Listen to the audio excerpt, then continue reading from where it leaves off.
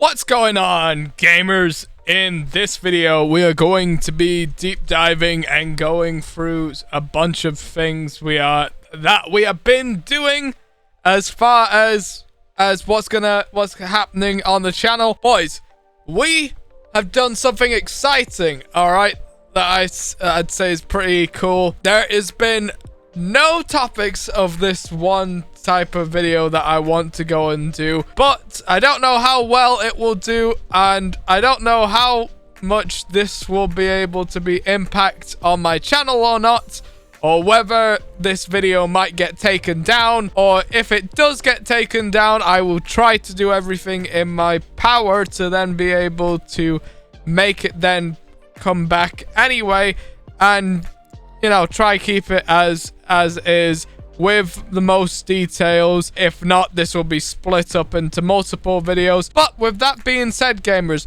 what am I on about? What I want to say and talk to you gamers about is emulation. We're going to look at it where we're doing it logically, where we're doing legitly, that we are looking at this where we have bought the game and we are going to be extracting the game from our Nintendo Switch and using it for ourselves to use it as a backup data that allows us to be able to play it on a system that is other than what is the system as it was intended. So, with that being said, gamers, I want to tell you what emulator we have went and gone through to go and do this. We have used a emulator that is called Ryujinx. Now, Ryujinx is a pretty cool emulator. There's two emulator types. There's Ryujinx and there is Yuzu. Now, Yuzu is an emulator that has software updates, as well as you can get a mod manager that allows you to then go and download the updates onto the games to allow you to have added in mods, but you can't get the game's updates specifically from Yuzu itself. Now, gamers, the reason being why we have Ryujinx is because Ryujinx often works a bit better than of Yuzu as far as being able to play and support games. As far as when I was using Yuzu seemed to want to boot me out of so-and-so games when there was with crashes and such like that went on and happened. Within us using Ryujinx, there has been no crashes whatsoever. So I want to go over a few basic settings that are within Ryujinx. I might or might not put links in the description for specific firmware and software. Enabled to use Ryujinx, you're going to need firmware, and you're going to need product keys, and you're going to need title keys. How you obtain these product keys and these title keys, this I will not be able to inform you. But in the past, there has been a use of using lockpick, using on the emulator side, enabled to, once you've done your modded switch or hacked your switch, you then be able to take the title keys and the product keys off of the switch to then use them in Ryujinx. Now, I'm not going to tell you where these links will be, but as simple as being able to search up on the internet prod.keys or prod.title keys, you might be able to find them. Now, within the settings of, once you have installed Ryujinx, within the settings of Ryujinx, I have kept everything pretty basic, keeping it like as standard. So we got the regular general tab, everything on default with our hide cursor on never. This is where you want to put your game directory. So for instance, we've made a game directory called Switch Games in the program files.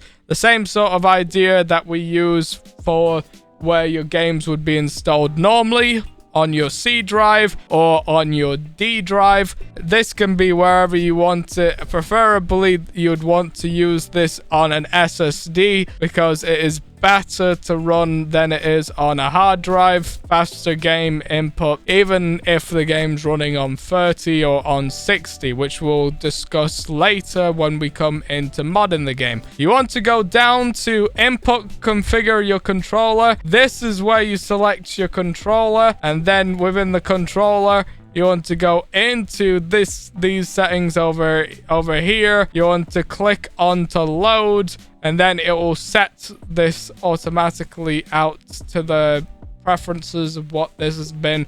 For instance, this is keyboard and mouse right now.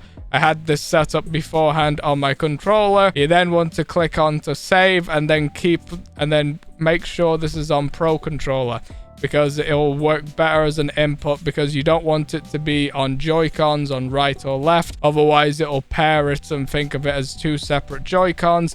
Same goes within this if it's just on Joy-Con pairs as two separate controllers, because there's also motion control, and you don't want there to be motion control within then you using the controller within the game, even though motion control is pretty fun.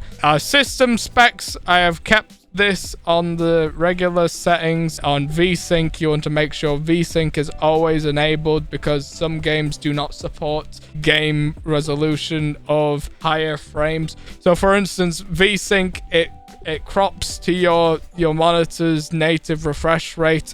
You can also go into this and go into NVIDIA control panel and go and cap this into the programs section, and then go and put it on 60 FPS or 30 FPS if you want, and take off enable VSync. But I'd highly not recommend doing that, just keeping VSync on in this one settings.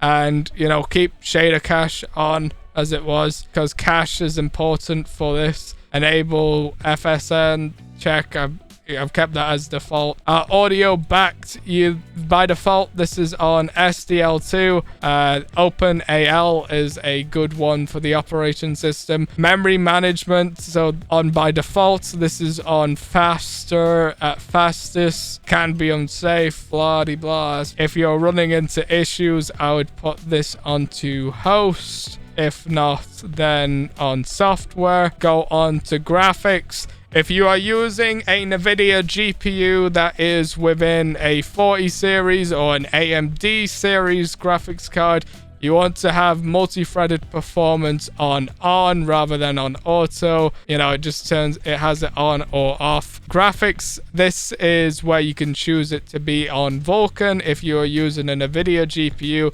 If you are not using a NVIDIA GPU, you put it on OpenGL. Well, this does not include a AMD GPU. Also, if you are in AMD GPU, use Vulkan as well. Enable shader cache, I've kept this on. Enable texture recomposition. You know, I've turned this on for now because it reduces VRAM. Enable macro HL. Keep this on default. Resolution scaling. This is where automatically you have it on native 720p by 1080p. When you go into loading the game, you'll see automatically when you change this to a higher resolution that this then works and looks better than what you're provided within beforehand. Now, this is totally a system preference type of thing. So if your system is better and is a really high-end system, you can put this all the way up to 4 times. Right now, I am keeping this at just 2 times itself because my monitor is a 1440p monitor and I want to keep everything somewhat the same as to this. Post-processing, you want to make sure that this is on one of these at like FXA or at FXA Ultimate, you know, or as best. The best for performance is medium. Upscaling, this is up to you if you want a nice looking crisp game or not.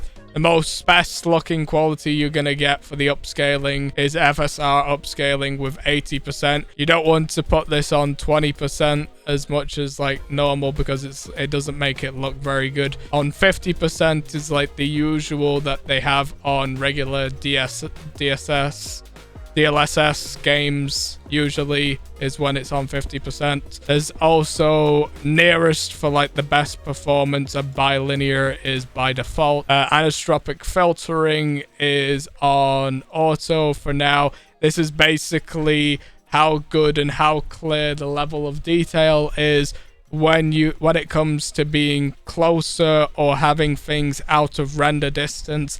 I often like this at 16 times because I don't like things to be blurry that are far away in the background. But at the moment, we're keeping this on auto because that's like the system preference.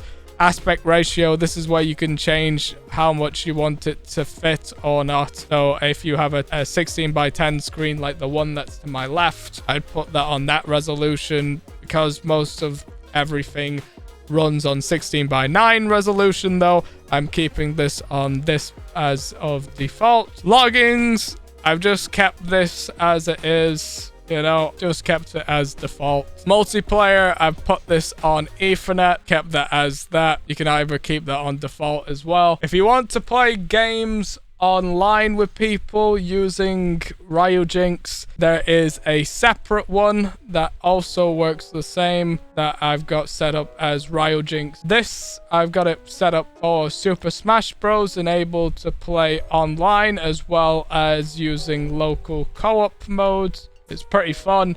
This just has everything exactly the same as far as what the settings are. One setting that is completely different, that is this bit here on Ryujinx mode.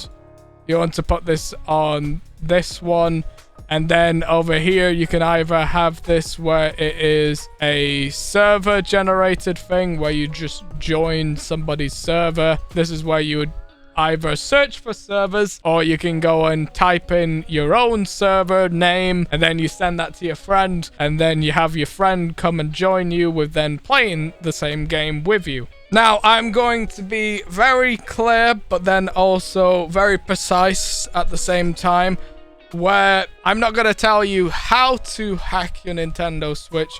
You're just going to have to figure that bit out on your own.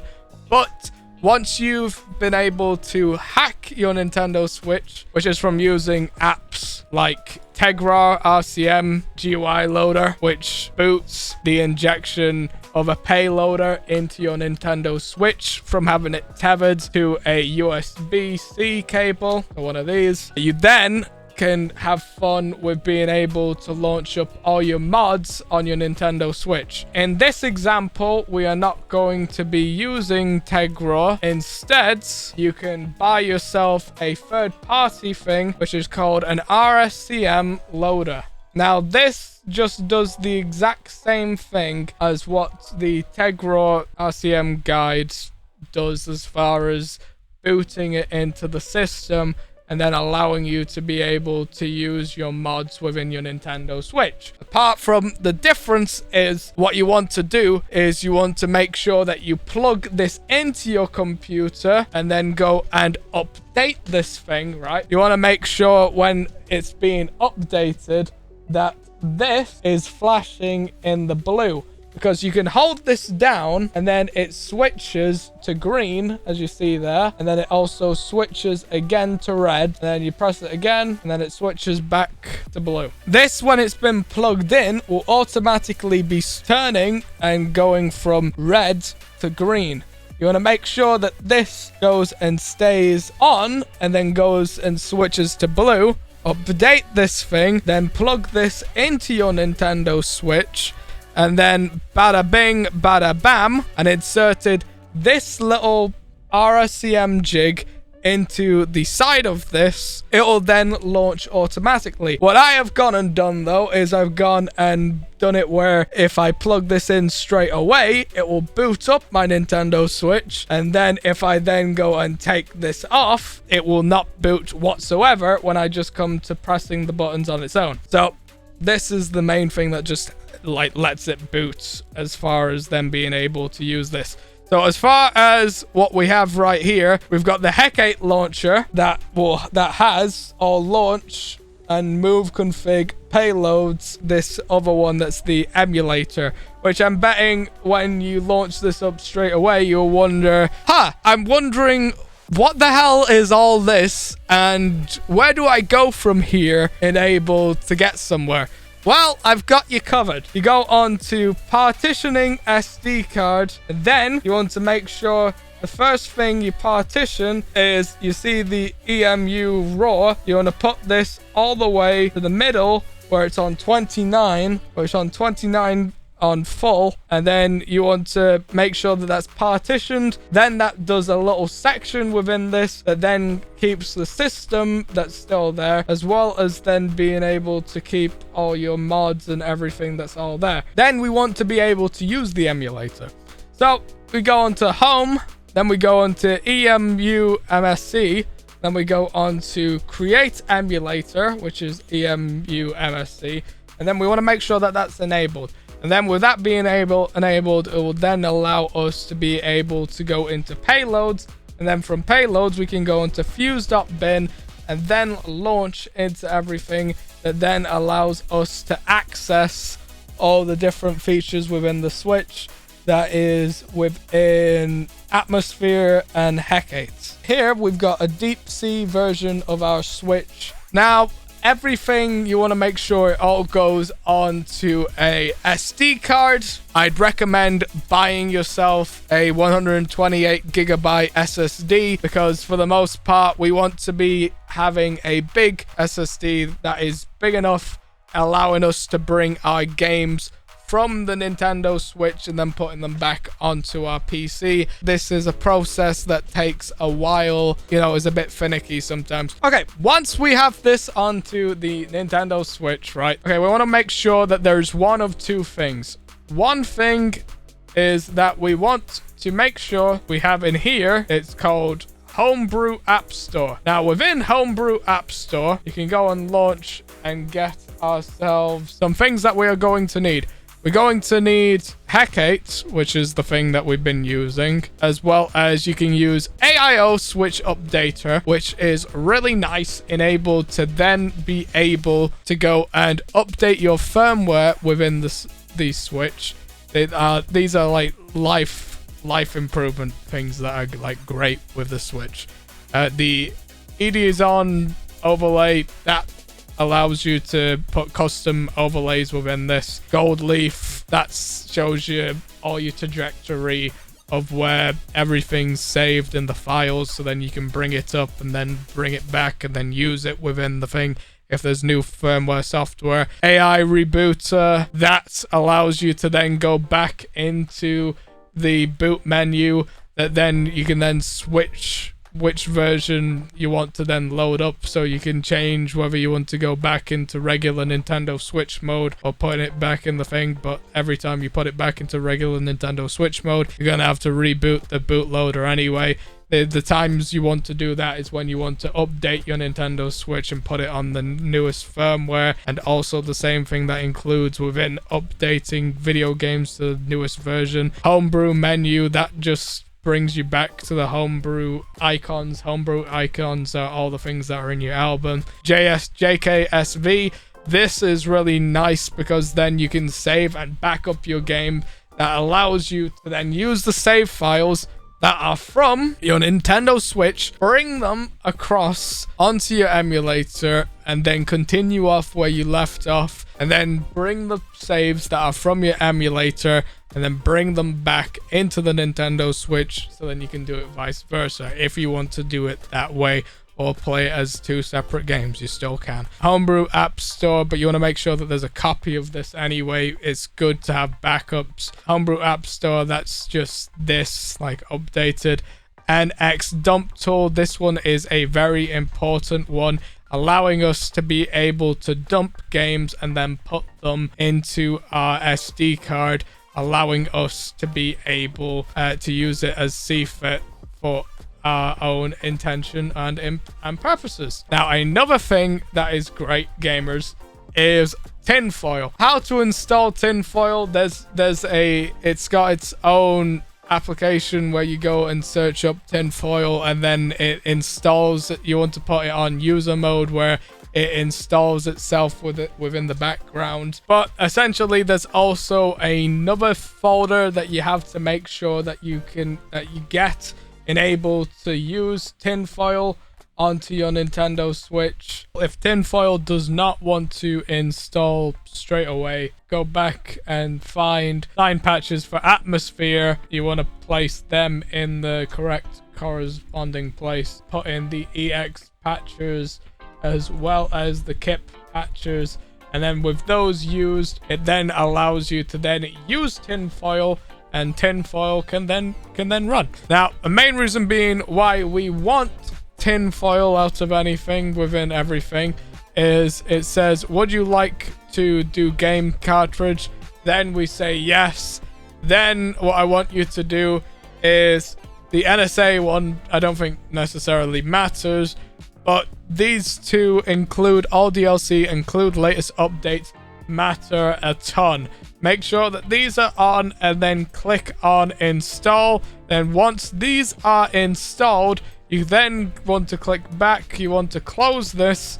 You then want to go back into your album, then go into NXDumpTool, go into dump installed game cartridges, and then over here will be your game where you then go and dump this. You want to make sure it's in NSP format, and then you want to make sure that these specific ones are turned on, and make sure that it's on the correct newest firmware version, which will show up right there in the base application, as well as the updates. So like it's got Minecraft here at its most highest update. You want to make sure remove console specific data off and generate ticketless dump and change NSP to NSA is on, because otherwise when you then go and put this back into your emulator, you might experience crashes, which I did myself. Back into the emulator side of things, when you've launched up your emulator,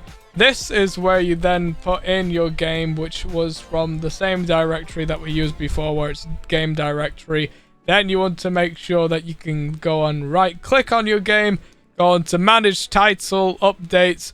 This is where you can put in the latest firmware update version. That this will say UPD, which will be update file. And then if you then go into manage DLC, this is where we then put in all the DLC files. So for instance, in Super Smash Bros, because I went and bought all the DLC into the game because I wanted to have everything and not be like locked where I felt like I was at a paywall. You know, I went and bought specifically all of the DLC, so then I do not feel like as if I am going to not be able to use anything anytime soon. So yeah, we put in all the DLC updates within there, and then when you launch up the game, then the things will show up and then appear as is, and job will be a good one. Now, I say job will be a good one, but really, this is only one of the stages. You also want to go and download another thing that's called RyuSAK. Now, RyuSAK allows you to be able to go and get yourself shader cache for your games. So for instance, when you load into your game for the first time, the game will be booting up shaders, the game will be running slowly, it'll be going a little bit laggy, will not be so fun because the shaders is what needed to be downloaded within the background. Within doing this automatically and downloading shaders, you can get them before you then go into the game and then do stuff. What's also nice about this is you've also got little DLC things that are all up here and everything that you can then go and download as well and then run within your games, which is really nice. And then also download mods, which are right here, which are conveniently placed, you know? So like for instance here with Super Smash Bros, you can get Shaggy with his true power. It's something really fun and cool. Also, another place that I would recommend getting mods from is two sites. One that is Game Banana, that allows you to get all the Switch mods where people make them and post them up here all the time. You can also use GitHub to get mods, such as the 30 FPS mod or the 60 FPS mod and any graphical fidelity mods, as well as use another thing that is called Nexus. And Nexus have a ton of different mods for different games. You know, this is also where you can get Vortex mods from Nexus onto games like Cyberpunk, like when we did the mod where we had